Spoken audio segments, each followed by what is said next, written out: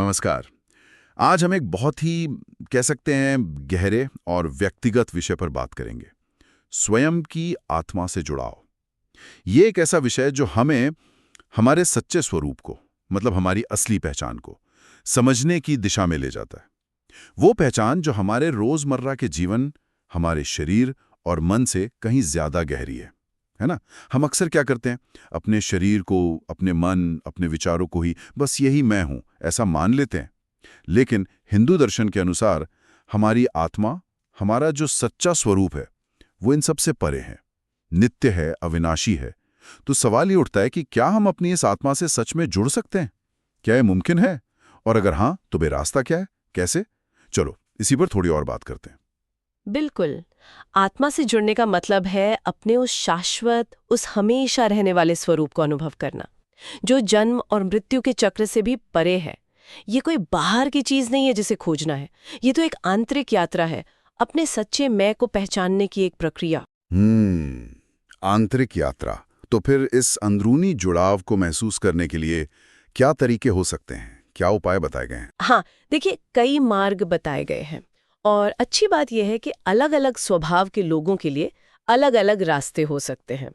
पहला और शायद जो सबसे ज्यादा सुनने में आता है, वो है ध्यान और योग। ध्यान और योग। हाँ, जब हम नियमित अभ्यास करते हैं तो मन की जो एक स्वाभाविक चंचलता होती है ना, वो धीरे धीरे कम होती है। मन शांत होता है और जब विचारों का शोर, वो कोलाहल जब शांत होता है, तभी हम अपने भीतर की उस स्थिर चेतना को, उस आत्मा को महसूस कर पाते हैं। आप समझ लीजिए कि जैसे शोर कम करके अंदर की धीमी आवाज सुनना। सही कहा। मन की शांति, ये तो बहुत जरूरी लगता है। अच्छा, ध्यान के अलावा स्वाध्याय का भी जिक्र आता है, मतलब आत्म अध्ययन, जैसे भगवत गीता या उपनिषदों का अध्ययन करना। ये महज एक बौद्धिक अभ्यास है या इसका कोई गहरा मतलब है? नहीं नहीं, ये सिर्फ पढ़ना नहीं है। देखिए, शास्त्र हमें आत्मा की प्रकृति, उसकी असलियत का ज्ञान कराते हैं। एक तरह से कहें तो वैचारिक स्पष्टता देते हैं। ये हमें सोचने पर मजबूर करते हैं कि हम अपनी पहचान सिर्फ इस शरीर और इस मन तक ही क्यों सीमित रखें। ये ज्ञान हमें सही दिशा में सोचने और अपने जो अनुभव हो रहे हैं उन्हें समझने का एक ढांचा देता है।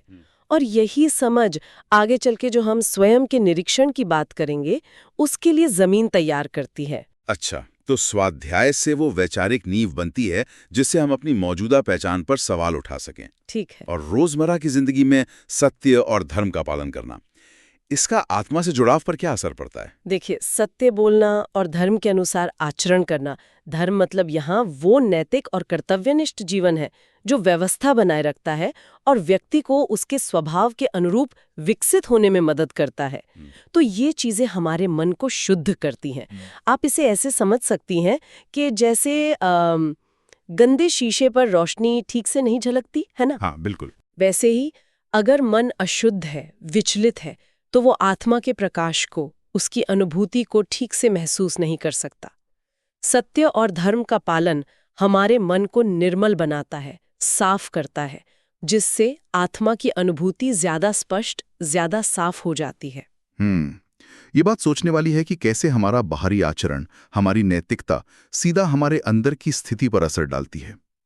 अच्छा, गुरु का मार्गदर्शन और सत्संग, इन पर भी काफी जोर दिया गया है। इनकी क्या भूमिका है इस यात्रा में? आत्मज्ञान का मार्ग जो है वो अक्सर बहुत सूक्ष्म होता है और कई बार भ्रामक भी हो सकता है। हमारा अपना अहंकार, हमारी अपनी इच्छाएं, सांसारिक भ्रम जिसे माया कहते हैं, वो हमें भटका सकता है। ऐसे में एक योग्य गुरु अपने अनुभव और ज्ञान से हमें इन बाधाओं के पार देखने में मदद करते हैं। वो सही दिशा दिखाते हैं, एक गाइड की तरह। हाँ बिल्कुल। और सत्संग यानी सत्य के संग में रहना, मतलब आत्मज्ञान की चर्चा में शामिल होना, वैसे लोगों के साथ उठना बैठना, ये हमें लगातार प्रेरित करता है, हमारी श्रद्धा को मजबूत करता है और एक सकारात्मक ऊर्जा देता है उस दिशा में बने रहने के लिए। तो गुरु और सत्संग मिलकर एक तरह का सपोर्ट सिस्टम, एक सहायक माहौल बनाते हैं, ठीक है। लेकिन एक और तरीका बताया गया है जो शायद ज्यादा व्यक्तिगत है, स्वयं का निरीक्षण, या जिसे साक्षी भाव कहते हैं। इसे हम अपनी रोजमर्रा की जिंदगी में कैसे ला सकते हैं? क्या मतलब है इसका असल में? साक्षी भाव का मतलब है अपने विचारों, अपनी भावनाओं, अपनी शारीरिक संवेदनाओं को बिना किसी लगाव या जजमेंट के बस देखना, तटस्थ भाव से। जैसे आकाश नीचे से गुजरते बादलों को देखता है ना, चुपचाप, वैसे ही हम अपने मन में उठने वाले विचारों और भावनाओं को देखें। यह समझना बहुत जरूरी है कि मैं इन बदलते हुए बादलों जैसा नहीं हूं। मतलब ये विचार, ये भावनाएं आती जाती रहती हैं। मैं वो स्थिर आकाश हूं, वो चेतना हूं जो इन सबको देख रही है। अच्छा, तो खुद को विचारों और भावनाओं से अलग करके दिखना। हाँ, ये अभ्यास हमें धीरे धीरे अपनी पहचान इन क्षणिक चीजों से हटाकर उस स्थायी साक्षी आत्मा पर केंद्रित करने में मदद करता है। ये एक तरह का मानसिक व्यायाम है जो हमें अपनी असली पहचान के करीब लाता जाता है। यह अभ्यास सुनने में तो सरल लगता है, पर शायद करने में काफी धैर्य और निरंतरता चाहिए होगी। चलिए, ये तो हुए कुछ उपाय, ध्यान, स्वाध्याय, सत्कर्म, मार्गदर्शन, साक्षी भाव। पर सवाल ये है कि किसी को पता कैसे चलेगा कि हाँ, ये जुड़ाव हो रहा है, ये कनेक्शन बन रहा है, इसकी अनुभूति, इसका एहसास कैसा होता है? क्या कोई अचानक से रोशनी दिखती है या कुछ ऐसा? देखिए, ज्यादातर मामलों में ये कोई बहुत नाटकीय या कोई जादुई घटना नहीं होती, बल्कि ये एक गहरी और स्थिर आंतरिक अवस्था का धीरे धीरे विकास होना है। ये मुख्य रूप से शांति, सहज आनंद और एकात्म भाव के रूप में महसूस होती है। शांति, आनंद, एकात्म भाव। और ये ऐसी शांति और खुशी होती है जो बाहरी परिस्थितियों पर निर्भर नहीं करती। ये अंदर से आती है और मुश्किल हालात में भी अंदर कहीं ना कहीं ये बनी रह सकती है। अच्छा। और जब व्यक्ति अपने छोटे मैं से, मतलब अपने अहंकार से, अपनी इच्छाओं, अपने डर से थोड़ा ऊपर उठकर जीवन को देखता है ना, तब आत्मा की झलक मिलती है। और ये जो एकात्म भाव है, ये क्या है? ये सिर्फ दूसरे इंसानों से ही नहीं, बल्कि पूरी सृष्टि से, प्रकृति से एक गहरा जुड़ाव महसूस करने का भाव है। ये समझना कि सब कुछ उसी एक चेतना की अभिव्यक्ति है। सबसे जुड़ा हुआ महसूस करना। हाँ, इस अवस्था में डर कम हो जाता है, चीजों को स्वीकार करने की क्षमता बढ़ती है और एक आंतरिक स्वतंत्रता का अनुभव होता है। तो इसका मतलब ये हुआ कि आत्मा से जुड़ाव कोई ऐसी मंजिल नहीं है कि बस पहुंच गए और काम खत्म। ये एक लगातार चलने वाली प्रक्रिया है। बिल्कुल सही कहा आपने। ये एक मंजिल से कहीं ज्यादा एक यात्रा है, एक सफर है। इसमें धैर्य चाहिए, निरंतर अभ्यास चाहिए और सच्ची लगन चाहिए। कोई शॉर्टकट नहीं है। ये अपने भीतर मौजूद उस शाश्वत चेतना को, उस परमात्मा के अंश को जानने और उसमें जीने का एक सचेत, एक समर्पित प्रयास है।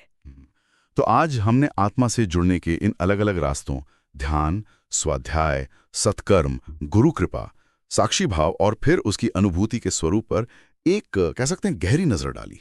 ये वाकई हमारे अस्तित्व के सबसे बुनियादी सवालों से जुड़ा विषय है।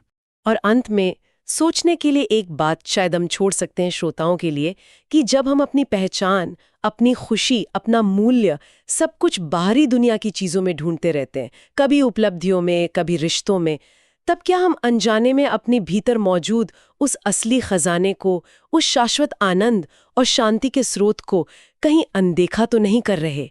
इस पर विचार जरूर कीजिएगा। बिल्कुल। उम्मीद है आपको हमारी आज की ये बातचीत ज्ञान बढ़ाने वाली और दिलचस्प लगी होगी। अगर आपको ये पसंद आया हो तो प्लीज इसे लाइक करें और हमारे चैनल को सब्सक्राइब करना ना भूलें। हम जल्द ही एक नए विषय के साथ वापस आएंगे। धन्यवाद।